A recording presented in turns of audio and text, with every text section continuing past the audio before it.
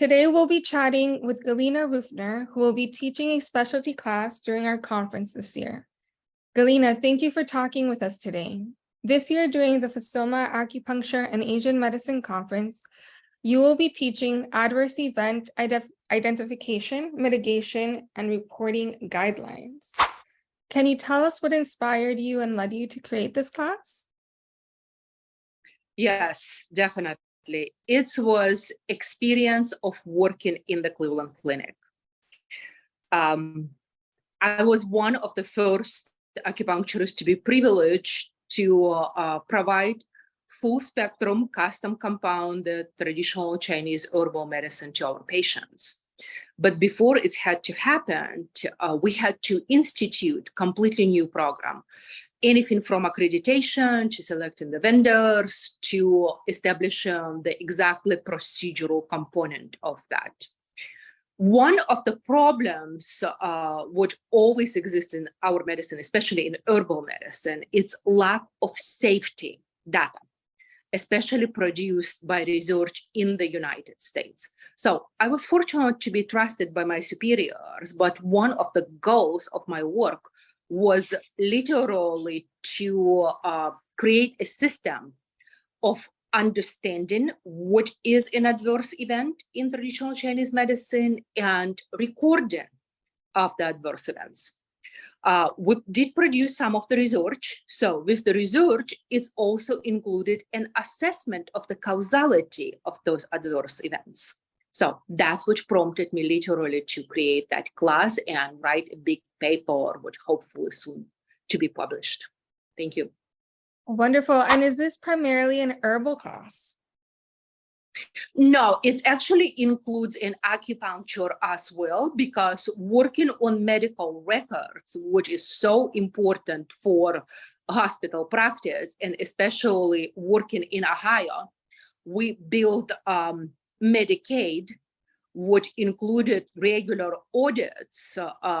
We had to establish the tools how to capture, understand, and record and assess acupuncture adverse events as well. So this is a combined class. And what is the clinical application of taking your class?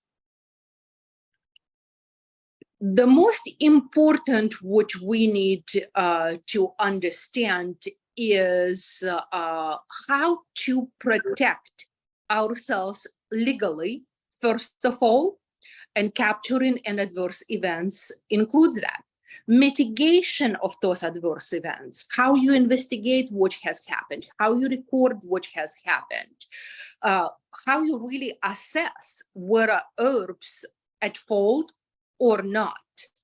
And the more our medicine comes in the spotlight, the more knowledge we need about identification, mitigation, reporting, and assessing of the adverse events as for acupuncture, as for herbs. This class will give all exactly precise technical tools what needs to be utilized on daily basis within your records. And I will give an exact examples how to and all of the phrases how to do that.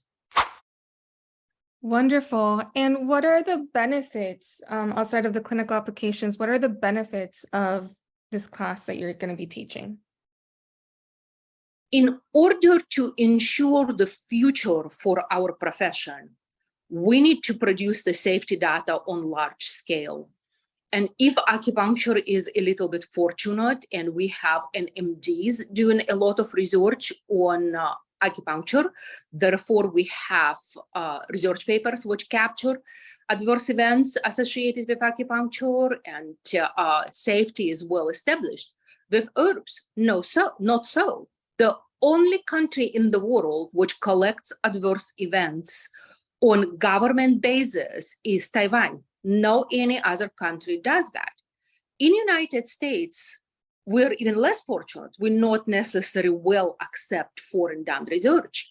We are left as a profession with the humongous task to produce safety data for the practice of especially traditional Chinese herbal medicine. Would you describe a case or cases where you've implemented this information in your personal practice?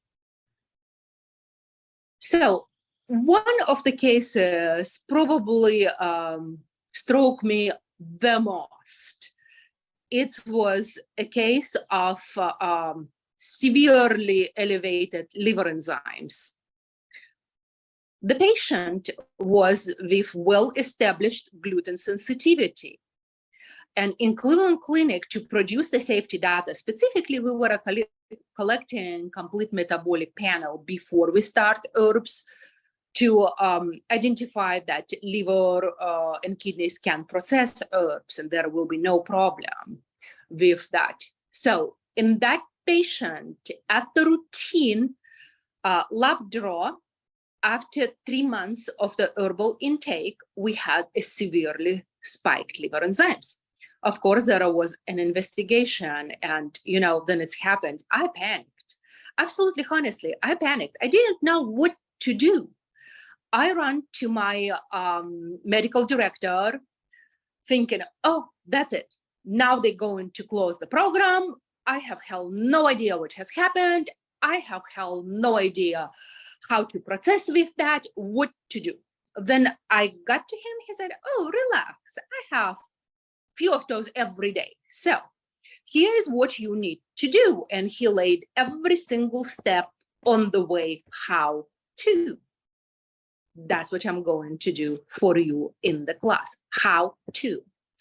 Let's us remember such an unfortunate case which happened, I believe, in 2017 in San Francisco. Then there was a death associated with aconite, and how improperly the owner of the store who sold the herbal tea containing aconite dealt with the case. They just closed the shop and they were hiding. And this is not the way how you do that. So this class will teach you what and how in case if any unfortunate adverse events do happen. Thank you. Wonderful. And just to wrap things up, can you share with us your professional history? Like many of us, I started in Western medicine. So having a Western medical education, living in a few different countries, working in the hospital, having my own private practice, I think that the best benefit from that experience, which I have, is ability to understand both worlds and build bridges between conventional medicine and traditional medicine.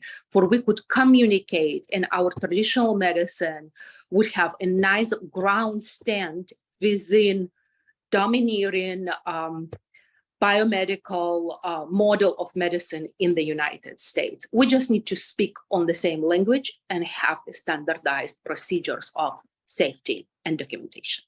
Thank you. Thank you, Galina. This is such a wonderful class, not only for us personally, but also for the future well-being of our profession as a whole. So I personally am excited to take your class in August. This class falls under the category of medical errors and safety.